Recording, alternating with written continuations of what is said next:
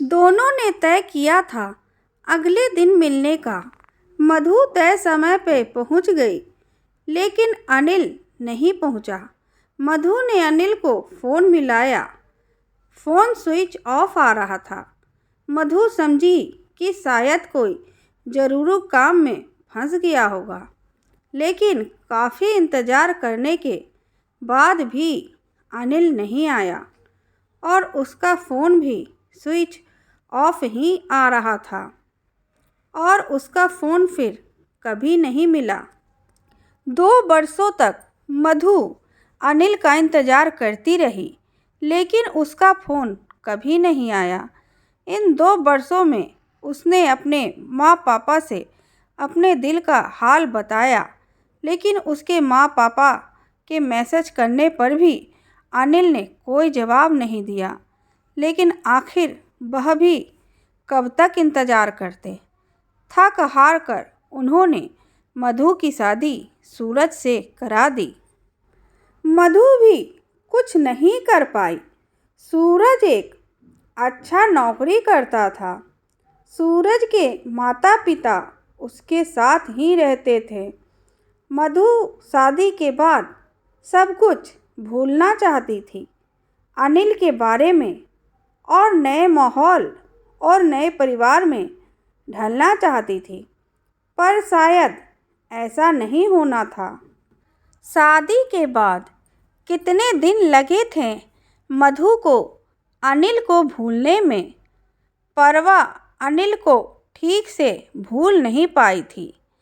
कहीं न कहीं किसी मोड़ पर उसे अनिल की याद आ जाया करती थी और अचानक अनिल आ गया और वह मधु से क्या चाहता है मधु सोचने लगी। और तभी अचानक फ़ोन की घंटी बजी और एक अनजाना सा नंबर था। दिल की धड़कनें तेज होने लगी थीं। मधु को लग रहा था कि लगता है यह अनिल का ही कॉल है। वह डर कर महसूस कर रही थी। कॉल उठाने में उसने हेलो किया तो अनिल का ही फ़ोन था। अनिल ने कहा, हेलो। अनिल का आवाज़ सुनते ही मधु के शरीर में अजीब सी बेचैनी हो गई, कंपन सी हो गई। खुद को संभालते हुए मधु ने कहा, जी मैं मधु, आप कौन? मधु ने न पहचानने की नाटक की, लेकिन अनिल ने कहा कि तुम मुझे भूल गई, मैं अनिल हूँ। मधु ने कहा, नहीं भूला कौन है, मैं तो नहीं भूली, तुम भूले हो। मधु के दिमाग में काफ़ी हलचल थी। यह अंदाज़ा लगाना भी मुश्किल था, यह अनिल के लिए प्यार था या नफ़रत। मधु खुद को रोकना चाहती थी, लेकिन धड़कन है कि रुकने का नाम ही नहीं ले रही थी। अनिल ने आगे कहा, इतने दिनों बाद तुम्हें देखा, तुम बहुत खूबसूरत लग रही थी, बहुत अच्छा लगा मुझे। मधु अभी भी गहरी सोच में डूबी हुई थी और एक हल्की मुस्कान के साथ उसने अनिल को थैंक्स कहा। मैं भी तुमसे मिलकर खुश हूँ, इनफैक्ट आश्चर्यजनक हूँ। अनिल मधु को भांप गया और उसने मधु से कहा, क्या तुमने अब तक मुझको माफ़ नहीं किया? मैं उस दिन आ न सका, इतने दिन कम तो नहीं है कि माफ़ कर दो। मैं आज तक खुद को भी माफ़ नहीं कर पाई, कैसे करूँ तुम्हें माफ़? क्या तुम लौटा सकते हो बीता टाइम? मैं ही नहीं, मेरे मम्मी पापा ने भी तुम्हारा बहुत इंतज़ार किया। क्या गलती थी उनकी? यही ना, उन्होंने तुम्हारे साथ मेरी सुखी जीवन की चाह की, और तुमने क्या किया मैं जानना चाहती हूँ। आखिर क्या हुआ तुम्हारे साथ? तुम क्यों नहीं आए? मधु की आवाज़ से नाराज़गी साफ झलक रही थी। अपने को संभालते हुए अनिल ने कहा, मधु मैं तुमसे प्यार करता था, करता हूँ और करता रहूँगा। तुमसे तो मैंने प्यार का इजहार कर दिया था, लेकिन दुनिया के सामने अपने प्यार का इजहार नहीं कर पाया। उस दिन तुमसे मिलने आने के पहले सोचा कि क्यों ना अपने दिल की बात अपने घर वालों को बता दूँ। सुनते ही माँ नाराज़ हो गई और घर वालों ने भी चुप्पी साध ली। माँ कुछ सुनने को तैयार नहीं थी। अपनी कसम देकर उसने आने से रोक दिया और अगले ही दिन मुझे पढ़ने के लिए बाहर भेज दिया। मुझमें इतनी हिम्मत नहीं थी कि परिवार से अलग हो जाऊं, और ना ही तुम्हारे सवालों का सामना करने की हिम्मत थी। बाद में पता चला कि मेरी माँ बहुत पहले ही मेरा रिश्ता किसी और से तय कर चुकी थी, और यह सारी चीज़ें इतनी उलझी हुई थी कि उन्हें सुलझाने का वक्त नहीं मिला। उन्हें उस वक्त मैं कहीं नहीं पाया कि मैं अपनी ज़िंदगी वहीं छोड़ आया हूँ, मधु के पास। उस वक्त मैं चुप रहना ही ठीक समझा, या यह कह लो कि मैं डर गया था। जब तक हिम्मत आई, पता चला कि तुम्हारा रिश्ता हो चुका है। तुम्हारी मोबाइल ऑफ होने से तुम तक खबर पहुंचाना भी मुश्किल था। तुम नई बंधन में बंध चुकी थी। मैं जानता था तुम इस बंधन से खुश नहीं हो। तुम अपनी ज़िंदगी में खुश नहीं हो, और इसका कारण मैं हूँ।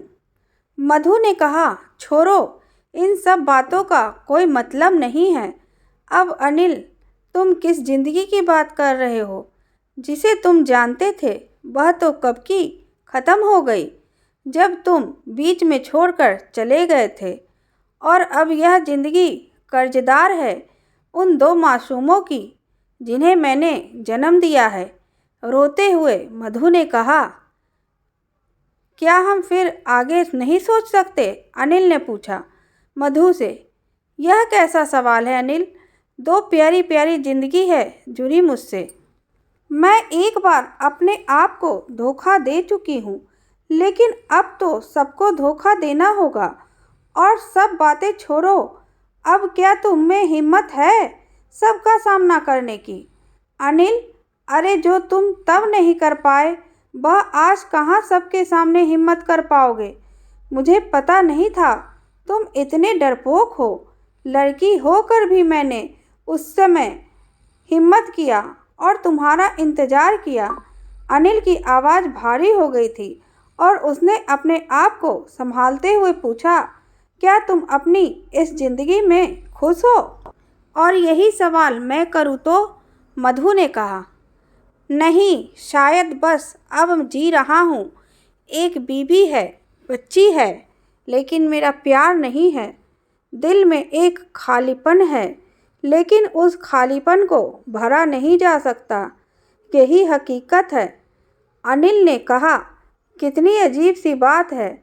जो हम चाहते हैं वह मिलता नहीं, जो मिलता है वह हम चाहते नहीं। कहते हुए मधु सुबकने लगी। अपने कोशिश बहुत की थी कि अपने आंसुओं को, सैलाब को रोक ले, पर इतने दिनों से वही तो कर रही थी। दुनिया में दो तरीके के लोग होते हैं, एक वो जो प्यार के लिए सब कुछ छोड़ देते हैं, और एक वो जो सबके लिए प्यार को छोड़ दें। मधु ने कहा कि तुम दूसरे तरह के लोगों में आते हो। तुमने भी तो करियर और परिवार को ही चुना। अनिल ने कहा, तुम सही कह रही हो, लेकिन एक सच यह भी है कि जब जेब में पैसा ना हो और आपका बच्चा और परिवार का सदस्य दर्द से तड़प रहा हो, तब आप प्यार तो नहीं परोस सकते, पर तुम्हें कभी भुला नहीं पाया। फिर जिंदगी की आपाधापी में उलझता ही चला गया, पर तुम हमेशा याद आती रही। हमेशा यही सोचता था कि तुम क्या सोचती होगी मेरे बारे में, इसलिए तुमसे मिलकर तुमसे सब बात बताना चाहता था। काश मैं इतनी हिम्मत पहले दिखा पाता। उस दिन जब हम मिलने वाले थे, तब तुम मुझसे कुछ कहना चाहती थी। बता दो क्या कहना चाहती थी। मधु को तो भी यह सब बातें जाननी थी। बताए नहीं कह पा रही थी कि वह अनिल को धोखेबाज कहे या उसकी मजबूरी। और फिर मधु ने कहा कि मैं जो कहना चाहती थी उस समय, अब उन बातों का कोई वजूद नहीं है। मधु ने अपने बातों को अपने अंदर ही दफनाने का फैसला किया था। और फिर मधु ने अनिल से कहा, तुमसे बात करके अच्छा लगा। अंत में सिर्फ अच्छा कहकर उसने बातों के सिलसिले को ख़त्म करना चाहा। शायद सवाल तो बहुत थे जहन में, पर उन सवालों का कोई औचित्य नहीं था। अनिल ने हड़बड़ाते हुए कहा कि सुनो, एक वादा करो कि तुम हमेशा खुश रहोगी। वादा तो नहीं, पर कोशिश करूँगी। मधु रोए जा रही थी और उसी पल कॉल डिस्कनेक्ट हो गई।